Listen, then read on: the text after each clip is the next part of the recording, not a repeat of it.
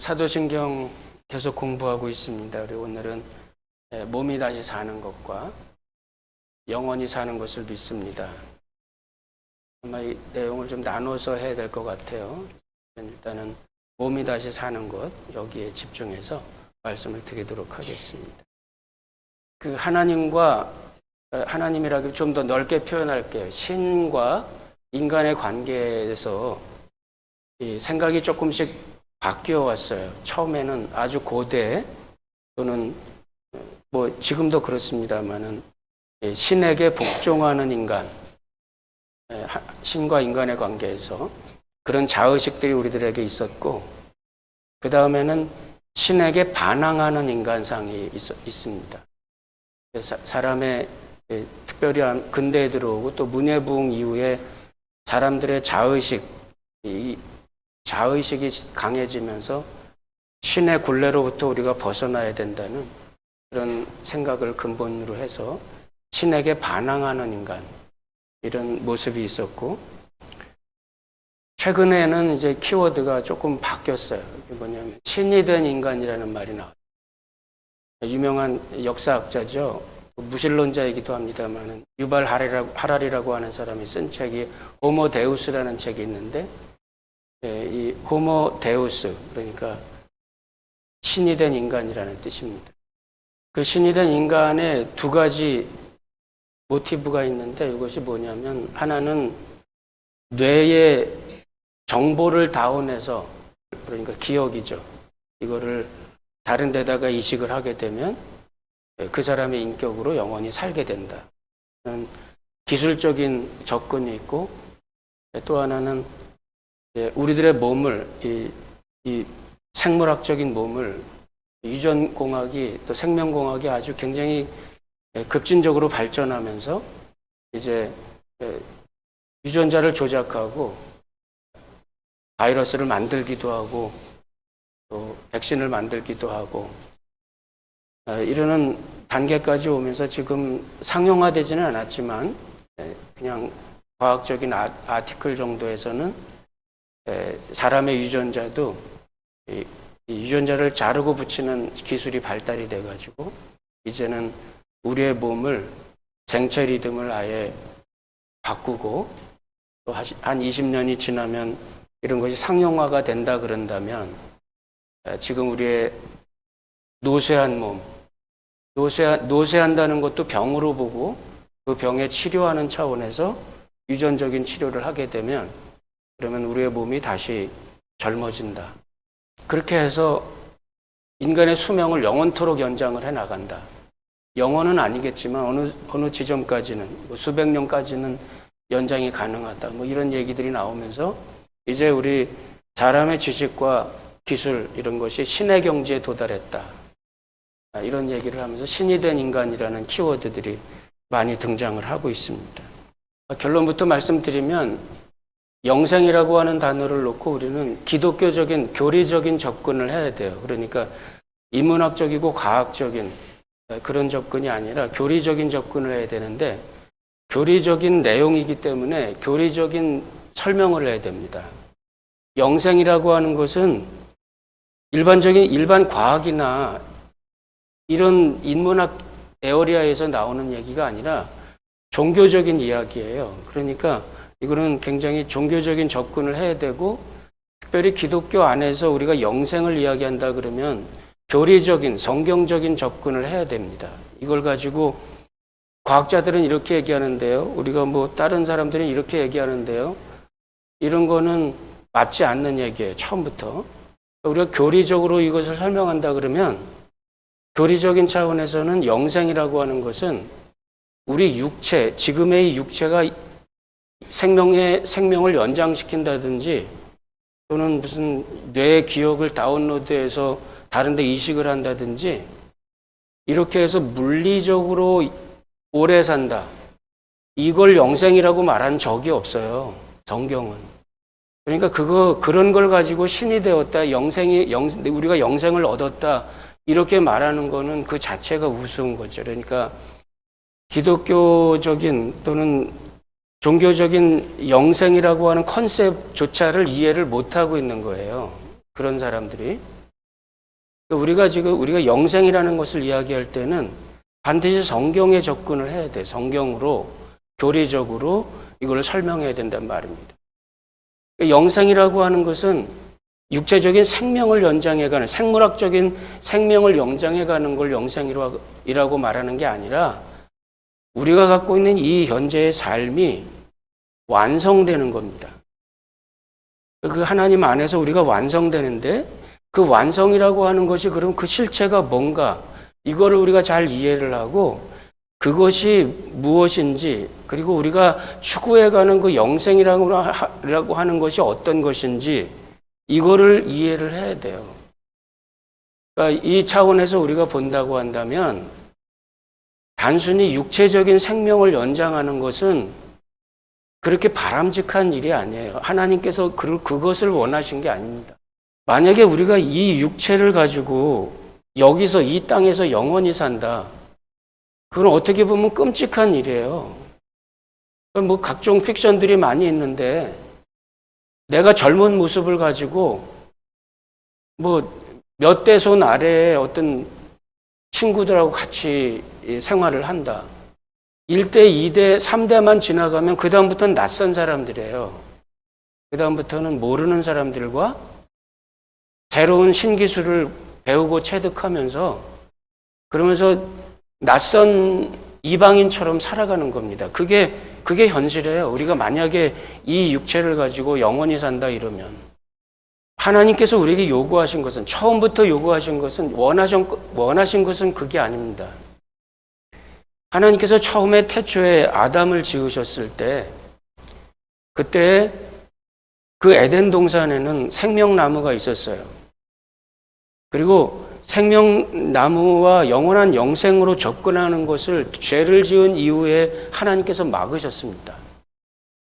그런 여러 가지 창세기의 사실들을 놓고 보았을 때 중요한 것은 이런 거예요. 마치 처음에 하나님께서 흙으로 아담을 지으셨을 때의 사람의 모습은 엄마의 뱃속에 태중에 들어있는 아기 같아요. 아직 세상에 나오진 않은 겁니다. 그러나 이 안에서 잘 자라고 건강하게 자라고 어떤 시기가 되면 출산을 하고 그리고 그때서부터도 또한 얼마간의 기간 동안을 보호하고 양육을 해야 됩니다. 하나님께서 태초에 처음 인간을 만드셨을 때의 그 인간은 하나님과 행위 언약을 가져요. 행위 언약이라는 것은 하나님의 명령을 잘 지키고 그 은혜 가운데 잘 지내가다 보면 마지막엔 하나님의 언약이 이루어질 때는 우리가 그때 그 아담의 현재 상태보다 더 영광스럽고 더 찬란한 어떤 그러한 존재로 변해 가야 될 그런 과정 가운데 있었습니다. 이것이 보통 지금 모든 개혁주의 성경을 해석하는 사람들의 의견이에요. 또 저도 마찬가지입니다. 그러니까 우리가 부활이라고 하는 것은 이제 우리의 삶이 완전히 완성되었을 때는 그때는 아담과 하와가 처음의 인류가 이제 앞으로 미래를 향해서 가야 될 그런 미래상이었습니다. 그 전에 타락하고 그 전에 망가진 겁니다. 지금 우리가 타락한 어떤 육체를 가지고 죽음을 맛보고 죽음이라고 하는 원리에 의해서 우리는 이 땅을 살아가고 있어요. 우리가 태어났지만 우리의 세포는 계속 죽습니다. 또 우리 안에서 다시 재생산되고 재생되고 또 죽고 이러는 것을 계속 반복하면서 전국적으로 우리의 몸 전체가 죽는 이런 원리 가운데 우리가 있어요. 이것이 죽음의 권세가 우리를 지배한다는 뜻입니다. 그뿐만 아니라 우리의 의지도 완전히 타락해서 생각하고 행동하는 모든 게 다 죄예요. 아무리 우리가 조그만 한두 가지의 선을 행하고 가족을 사랑하고 또 이웃에게 선행을 베풀고 아무리 이런 것을 한다 그래도 근본적으로 우리는 죄 속에 완전히 찌든 모습이에요. 우리가 가지고 있는 도덕적인 선이라는 것은 그건 그야말로 아무것도 아닙니다. 그것을 하나님께서 인정을 해주신다는 거지 예수를 믿는 사람들의 선행이 더 다른 사람들보다 더 뛰어나다는 것도 아니에요.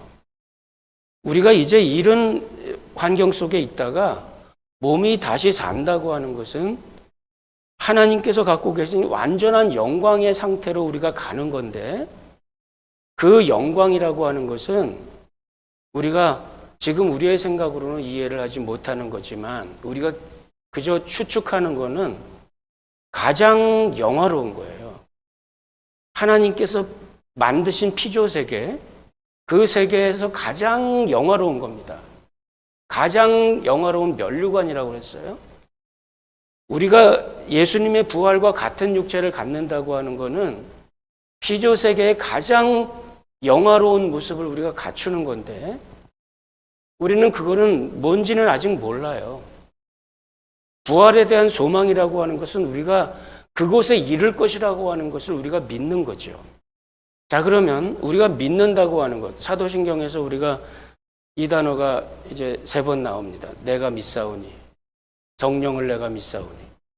믿는다는 말은, 믿는다는 단어의 교리적인 단어가 아니라 세속적인 의미에서의 믿는다는, 일반적인 학문에서 말하는 믿는다는 말은 내가 인지하고 있는 것에 내가 결단한다는 뜻이에요.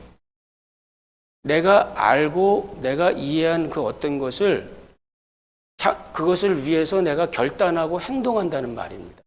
인지 행동이라고 그러는데, 내가 의식하고 내가 배운 바, 내가 경험한 바 그 어떤 것을 의지해서 내가 행동한다는 뜻이에요. 이것이 믿는다는 뜻입니다. 그동안 우리가 믿는다는, 신앙한다는 말을, 이 말이 자체가 무엇을 강조하느냐면 믿는 자의 이 주체적인 의식을 강조해요. 그래서 신을 내가 믿습니다 할 때, 그 신에 대한 믿음을 표현할 때 한 번도 그 신의 존재 자체에 대한 관심이 우리들은 없었습니다. 인간사회, 인문학에는 언제나 뭐가 있느냐면, 나는 어떤 느낌을 가지며 나는 어떤 것을 경험하고 신과 인간에게 있어서 나는 무엇을 경험하는가, 이거에 관심이 있었어요. 그것 때문에 복종하고 그것 때문에 반항도 하고 그것 자체를 추구해 가기도 하고, 이것이 신에 대한 인간 의식이에요. 기독교에서 말하는 믿는다는 말은 근본적으로 다릅니다. 기독교에서 말하는 믿는다는 말은 가장 중요한 게 뭐냐면 믿는 대상이 중요해요. 내가 누구를 믿는가 하는 거예요. 하나님이죠. 내가 하나님을 믿어요. 그 하나님이 중요해요. 내가 어떤 것이 아니라, 내가 믿어서 내가 뭐를 얻는다는 게 중요한 게 아니라, 그 하나님이 어떤 하나님인데 그 하나님을 향해서 내가 믿는다, 그 하나님을 의뢰한다는 것은 나의 모든 의지를 가지고 하나님께 나를 의탁하는 거예요. 그 하나님께 내 몸을 던지는 거죠. 이게 믿음이에요. 이게 기독교의 믿음인데, 그래서 기독교의 믿음에, 우리 성경에서 말하는 믿음은 하나님이, 믿음의 대상이신 하나님이 중요하고, 그 다음에 그 하나님이 하나님을 알 수 있도록 우리의 생명을 거듭나게 하셨을 때, 새 생명을 주셨을 때, 우리를 자유롭게 했다는 말은 이제 우리가 죽음의 권세에서 자유로워졌어요. 더 이상 이제 우리는 죽음이 우리를 다스리는 그 원리 가운데 있질 않다는 말입니다. 하이델베르그 신앙 고백의 47문, 49문에 가서 보면은 우리의 몸은 이미 천국에 있습니다, 이렇게 고백을 해요. 우리의 몸은 이미 천국에 있습니다. 이 말은 내가 지금 아직 이 땅에서 병도 느끼고 고통도 받고 슬픔도 당하고 뭐 여러 가지 어려운 일들을 겪지만은, 그러나 우리의 몸은 이미 하늘에 있다는 말입니다. 죽음의 권세가 더 이상, 죽음의 원리가 우리를 지배하지 않는다는 말이에요. 그러니까 우리가 여기서 산다고 할 때는 거기에 완전히 나의 몸을 의지하고, 거기에 완전히 나의 생명을 거기다가 의뢰하고 의탁하는 겁니다. 그리고 그렇게 사는 거예요. 이게 믿음입니다. 내가 믿는다고, 천국을 믿는다고 말하고, 내 몸이 이미 부활의 상태로 하나님 나라에 있다고 말하는데, 그러면서도 나의 모든 관심과 모든 관심이 다 이 세상에 무슨 어떤 썩어질 것에 관심을 두고 있다면 믿는 게 아니죠, 그건. 천국을 소망한다고 말하는데 실제 행동의 모든 소망은 이 땅의 돈에, 출세에, 이런 것에 관심이 있다고 한다면 우리가 믿는 거 아니죠. 하나님께서 우리에게 생명을 주셨다고 하는 말은 생명을 내가 얻었으면 그 썩을 것들은 썩은 냄새가 나야 돼요. 내가 살아있다면 썩을 것이 옆에 있으면 썩는 냄새가 나야 되고, 옆에 더러운 오물이 있으면 더러운 똥 냄새가 내가 나와야 돼요.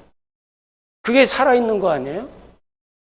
그런데 내가 천국을 소망하고 내 안에 천국 생명이 있다고 말하고 그렇게 말하면서도, 그것을 믿는다고 하면서도 아직도 더러운 냄새 나는 것들을 우리가 추구해 가고 있다면 여러분 생각은 어때요? 그게 믿는 거예요?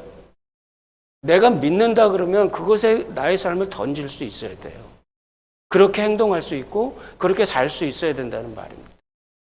자, 우리에게 지금 몸이 다시 사는 것과 이 영생이라고 하는 것과 부활이라고 하는 것이 어떤 것이라는 것을 하나님께서 우리에게 주셨다 그러면 우리가 그것을 믿고 그것을 향해서 우리의 삶을 의지하고 그 원리에 의해서 사는 겁니다. 그것이 빛의 자녀처럼 사는 거예요. 자, 그러면 이제 우리가 그 몸이 다시 사는 것에 대해서 이제 조금 더 말씀을 드리고, 그 몸이 다시 사는 것, 이것을 위해서 우리 오늘 읽었던 성경 본문이 좀 내용이 많긴 한데 제가 몇 가지만 이제 짚어서 말씀을 드릴게요.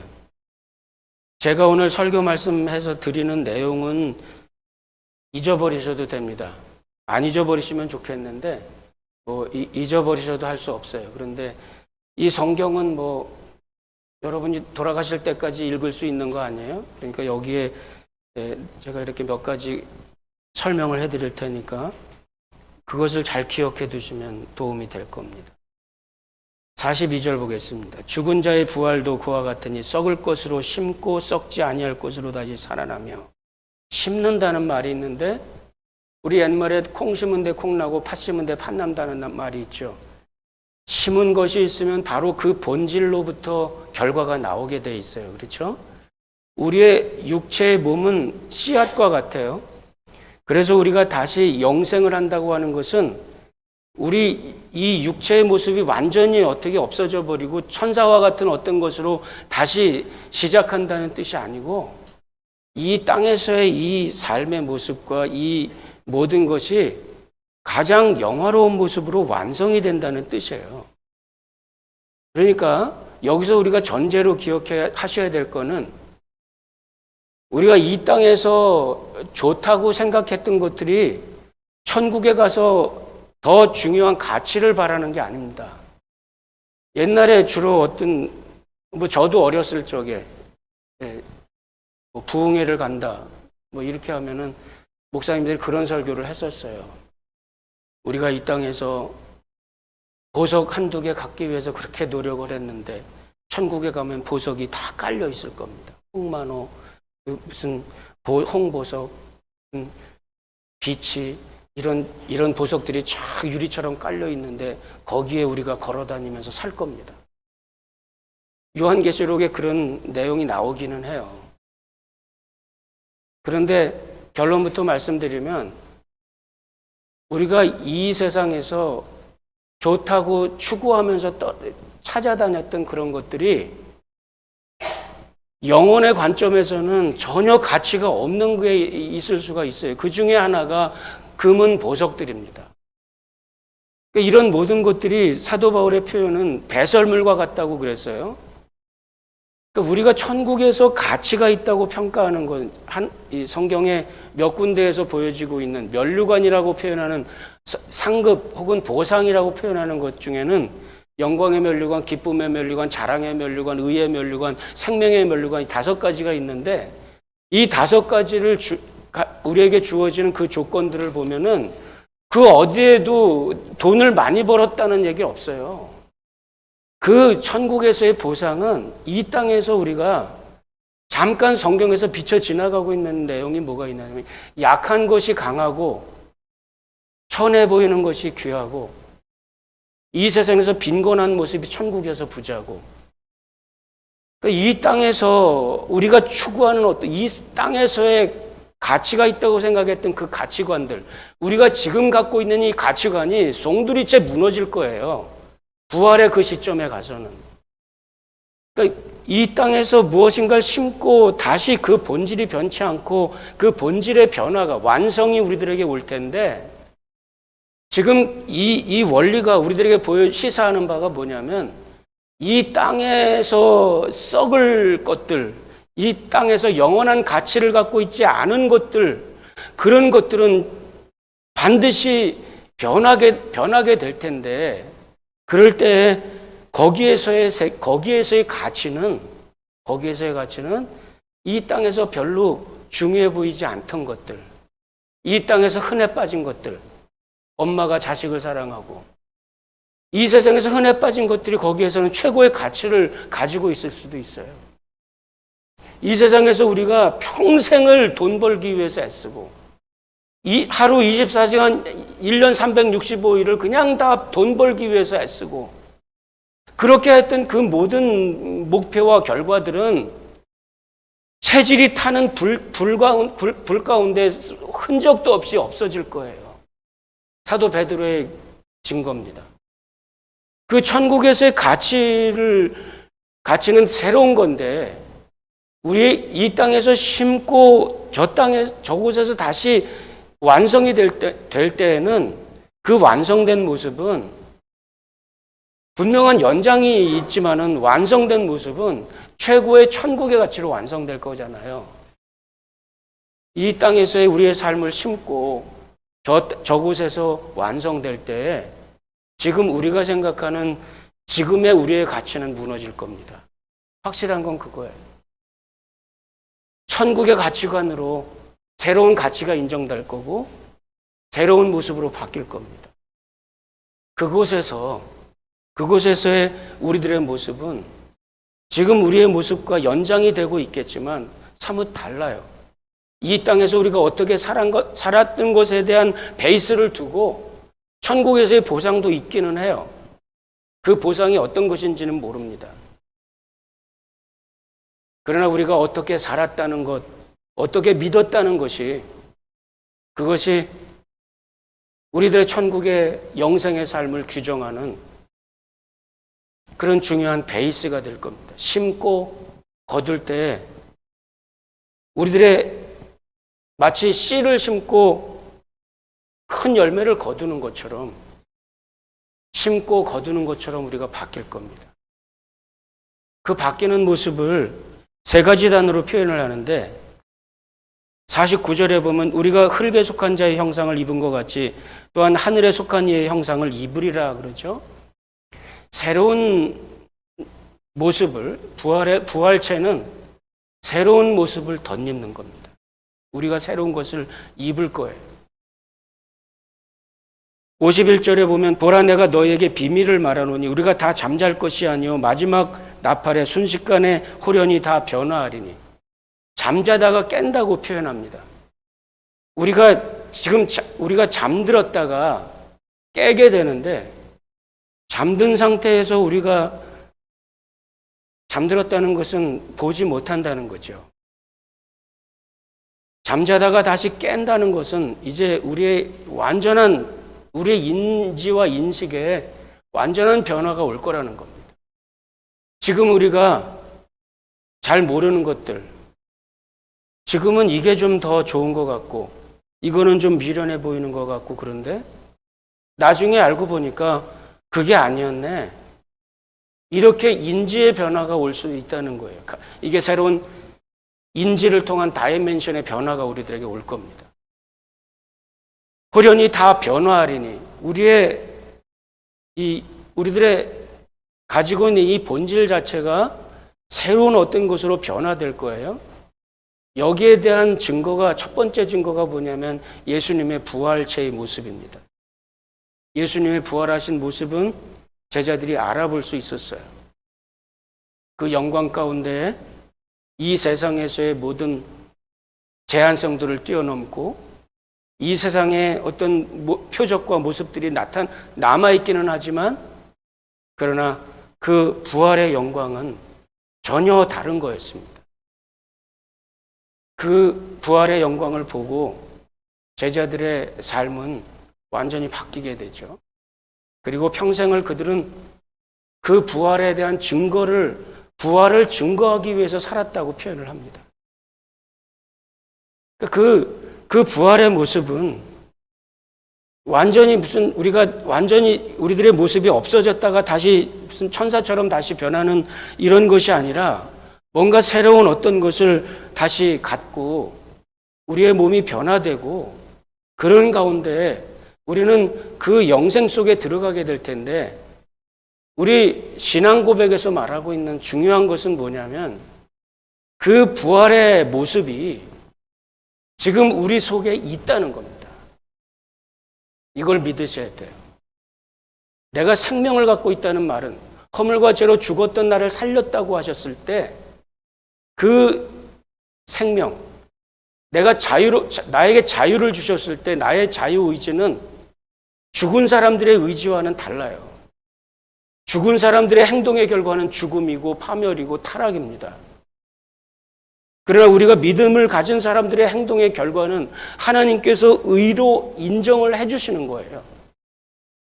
그리고 하나님께서 우리를 자유롭게 하셨다는 것은 우리에게 자유를 주시고 내가 자유의지를 가지고 행동할 수 있는 자유를 주시고 그 생명을 가지고 이제는 사망이라고 하는 것을 싫어하게 됐어요. 자연스럽게 싫어하게 돼요. 나의 생명을 가진 사람은 자연스럽게 영생을 소망하게 되고 그 영생 가운데 살아가게 되고 새로운 것을 가진 사람은 점점 그 안에서 우리의 행동 방식이 바뀌어져 가요. 회개하고 천국을 믿으라. 우리가 완전히 주님 앞에 돌아서고 나서는 우리의 삶의 모습이 바뀌어진다는 말입니다. 이것이 부활의 생명이 지금 내 속에 있다는 거예요. 여러분들 중에 어떤 사람은 그것을 믿고 그 안에서 그 영적인 희열을 느끼는 사람도 있을 것이고 이게 뭐지? 도대체 난 모르겠어. 그러고서 신앙생활을 하시는 분들도 있겠죠. 그러나 우리 속에 이 부활의 생명과 이 부활의 몸이 지금 나는 이것을 모르지만 이미 우리의 이 어떤 존재가 천국에 있다는 말입니다. 그리고 이 땅에서의 나의 삶이 종료되는 시간에 우리는 이제 그곳에 가게 될 거예요. 몸이 다시 사는 것과 영원히 사는 것을 믿습니다. 이렇게 얘기할 때 우리들의 이 몸이 지금 현재 이 몸이 우리 현재 이 삶이 천국에서의 우리들의 삶을 규정하고 또 그 안에서 우리는 이 땅에서의 우리들의 삶이 천국 삶을 사는 것과 같은 가치를 우리가 보여줄 수 있을 때 주기도문에서 주님은 그걸 그렇게 표현하는 겁니다. 뜻이 하늘에서 이루어진 것처럼 땅에서도 이루어지리라. Thy will be done on earth as it is in heaven. 하늘에서와 똑같이 이 땅에서 하나님의 나라와 그 뜻이 이루어지게 될 겁니다. 여러분, 바로 이게 우리가 여기 있는 이유예요. 바로 이것이 우리가 지금 여기서 믿음의 삶을 살아가는 이유라는 말입니다. 내가 죽을 것 같이 힘들어도 믿음의 말을 하고 내가 손해를 보는 것 같아도 결단하고 행동할 수 있고 그것이 믿음이에요. 처음에 말씀드린 대로 믿음으로 내가 행동을 할 수 있어야 돼요. 이것이 자유의지고 이것이 거듭나는 사람의 자유의지고 이것이 나의 몸의 최고의 영화로운 상태에 갈 그 하나님의 소망을 나를 향해서 갖고 계신 그 하나님의 최종적인 소망, 태초에 아담을 지으시고 아담을 향해서 최종적인 소망을 두셨던 그 하나님의 계획이 지금 나에게도 있는 건데, 나에게 있는 이 천국의 소망이 하나님께서 갖고 계신 최고의 영화로운 그 소망을 향해서 가는 나의 모습, 나의 삶, 이것이 이 땅에서 나의 모습을 결정하는 거예요. 이것이 나의 의지적인 결단이고, 이것이 내가 이 땅에서 어떻게 살아가야 된다는 하나님의 기준이고 하나님의 뜻이 되는 겁니다. 이것이 내가 거룩하니 너희도 거룩하라고 하는 하나님의 의미예요. 우리들의 생각을 바꿔야 됩니다. 하나님을 향해서 결단하고 돌아서야 돼요. 지금 내가 자랑스러워하는 것, 돈을 많이 벌어서 자랑스러워하고 있어요? 그러면 바꿔야 됩니다. 그건 천국 생각이 아니기 때문에 그래요. 성경을 한 군데 인용하고 말씀 마치겠습니다. 오늘 읽은 본문의 앞부분이에요. 앞부분에 35절부터 다시 한번 제가 41절까지 오늘 이런 부분 앞부분입니다. 누가 묻기를 죽은 자들이 어떻게 다시 살아나며 어떠한 몸으로 오느냐 하리니, 어리석은 자여, 내가 뿌리는 씨가 죽지 않으면 살아나지 못하겠고, 또 내가 뿌리는 것은 장래의 형체를 뿌리는 것이 아니요 다만 밀이나 다른 것의 알갱이 뿐이로되, 하나님이 그 뜻대로 그에게 형체를 주시되 각 종자에게 그 형체를 주시느니라. 육체는 다 같은 육체가 아니니 하나는 사람의 육체요 하나는 짐승의 육체요 하나는 새의 육체요 하나는 물고기의 육체라. 하늘에 속한 형체도 있고 땅에 속한 형체도 있으나 하늘에 속한 것의 영광이 따로 있고 땅에 속한 것의 영광이 따로 있으니, 해의 영광이 다르고 달의 영광이 다르며 별의 영광도 다른데 별과 별의 영광이 다르도다. 여기서 이야기하고 있는 중요한 것이 하나 있는데 뭐냐면, 각자의 영광이 다르다는 말이에요. 우리가 무엇을 심든지 새의 영광이 있고 별의 영광이 있고 땅의 영광이 있고 나무의 영광이 있듯이, 우리 각자가 갖고 있는 부활의 영광이 다 다르다는 말입니다.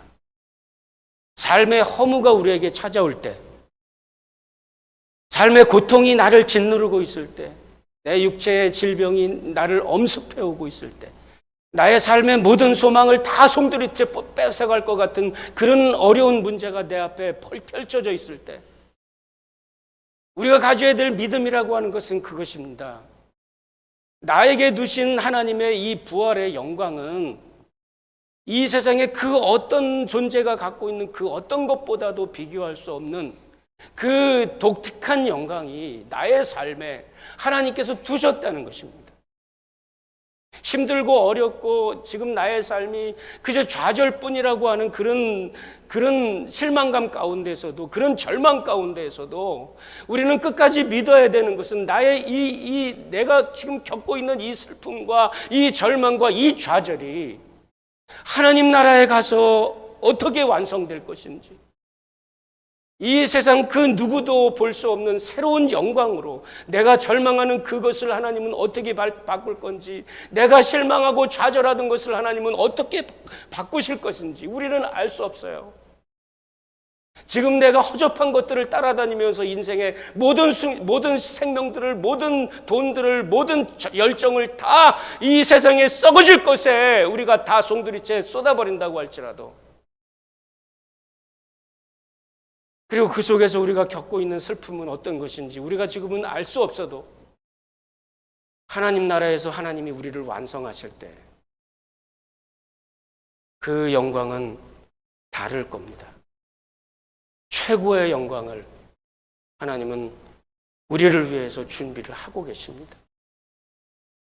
여러분들의 삶이 어떻든 간에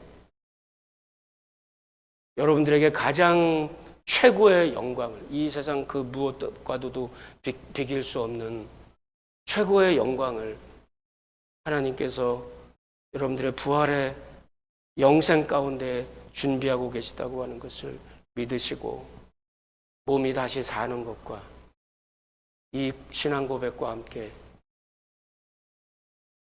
최고의 자존감을 갖고 이 세상에서 승리할 수 있기를 바랍니다.